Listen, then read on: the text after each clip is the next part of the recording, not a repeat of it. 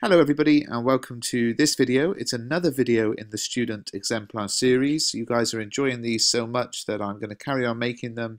Thank you to everybody sending in work. Please do continue to send in your work to info@mrbruff.com if you've created or completed an exam question or a really good piece of homework on any of the literature texts.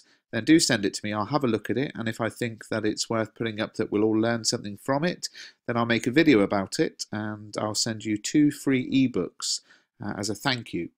I can't remember whether this person wanted to remain anonymous or not, so if they didn't, I'll put their name in the description. But this is a question about power, comparing Checking Out Me History and London. And I think Checking Out Me History is one of the trickier poems to compare. I actually personally think it's fairly easy to understand the poem, but actually to think of the comparison points to make it becomes quite difficult. And this student's done a really good job, so I'm going to go through this answer, talk to you about what's going well, how it could be improved, and put a comment in the comments section, let me know what you think. Both Checking Out Me History and London convey ideas of how humankind's greed of power affects the lives of many people. So there's basically the introduction, because the student, although they haven't started a new paragraph, they then go into it. So this is a nice, succinct one-line introduction, which is my favourite kind of introduction, and it just really clearly says, look, here's what they both do, and on with the answer goes the student. Agard expresses this view as he reveals how the educational system in Guyana, where he grew up, bandaged up me eye, and he became seemingly blind. The use of the verbs blind and bandage in the extended metaphor create a gruesome image of torture with the connotations of helplessness and uncertainty seen through the verb blind. It is as if physical torment would have been better than hiding him from his own identity, which has actually happened with the British colonising and controlling his homeland. Agard fulfills his intent here of evoking a deep sense of sorrow and grief from the reader because of the strong grip that the British had on Agard's understanding of himself. Similarly, in London, an immoral government is seen through the mind-forged manacles attached onto every citizen of Blake's society. Just as Agard is restrained from his identity, likewise the people depicted in London are bound as lifeless and helpless prisoners to the monarchy and blackening church, which was meant to help at the time, but instead used its increased power for selfish reasons. In addition, manacles is an intertextual reference to the work of Jean-Jacques Rousseau, who once said, "Man is born free, but everywhere he is in chains." Therefore, though the manacles of identity in Agard's poem are serious, the physical and emotional suffering of the proletariat in London is a much more grave and potent effect of humankind's corrupting power. So what have we got in these first 2 paragraphs then? We've got some nice close word language analysis. The exam board like it when you have very short, concise quotations and really focus on a specific word rather than a huge quotation. And there's some analysis on blind and bandage, and actually identifying that as an extended metaphor throughout the piece. Then there's the contextual link to Jean-Jacques Rousseau, which came from my own video, so do check out, I've got a video on every poem. If you haven't seen them, check out the playlists. And what I love is the continual references to both poems. So there's the similarly, but there's also the nice link back to the first poem here, the manacles of identity in Agard's poem and the physical and emotional suffering in London. I like the way that the student continually makes this a comparison. So there's some really nice language analysis, and there's some understanding of the context, and very clearly linking both poems together. Moreover, both poets effectively show a struggle against those in power, but in Checking Out Me History there's an attempt to join the powerful and the powerless together, whilst in London the weak continue to get weaker. Agard accomplishes this with a building rhyme pattern within each non-italicized stanza.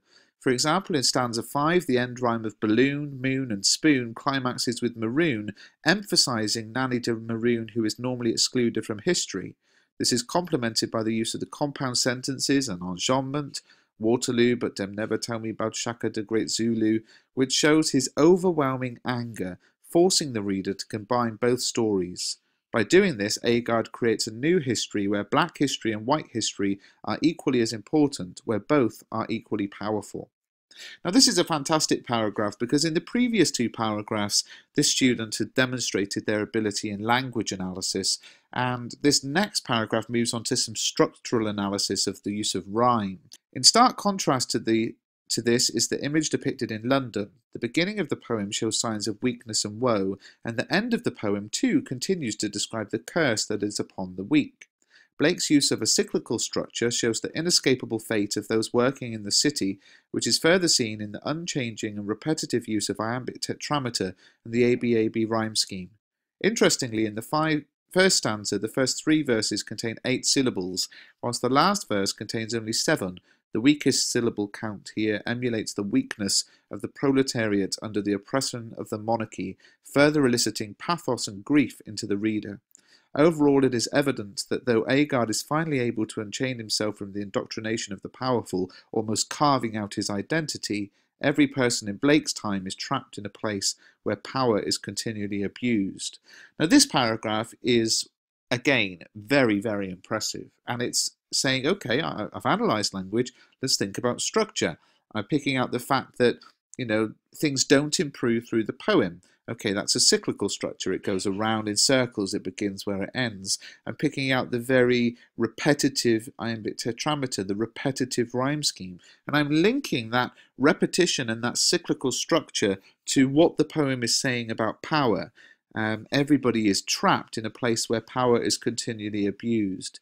Now, I don't know about you. You might look at that paragraph and be intimidated. I personally look at that paragraph and I'm intimidated. I'm not sure I could write that paragraph. But if you take away some of the big words that perhaps not everybody would be able to use, what this is really saying is, look, it begins and ends in the same way. There's the same sort of rhyme scheme. There's the same amount of syllables per line with the same stresses pretty much. Why is that? How can I link that to power? And at its core, that is how you get into structure analysis in poetry. You look at what's there and you link it to the meaning of the poem that you know you're looking to explain. Finally, both writers create a sense of importance to each era, showing how the misuse of power shouldn't ever be repeated. In Agard's poem, the oral poem form is used to express this. Typical conventions of oral poetry, such as repetition, phonetic spelling, and strong rhythm, are evident in the poem, and the purpose of the poem is to cause the reader to remember the lessons of black and white history merging as one, giving the reader hope for a better future. This is utterly crushed in London with the ballad form and 4 quatrains that give a sense of stasis and repetition, showing that there will never be a change unless power is given to these large bodies. No, the power given to these large bodies is reduced and is actually spread amongst the people in a democratic world. Again, fantastic. So what a brilliant answer, and I think this is, really one of the best pieces of work I've ever seen, particularly when we think about the fact that it's 2 very difficult poems, and I'm just glad to share it with you all.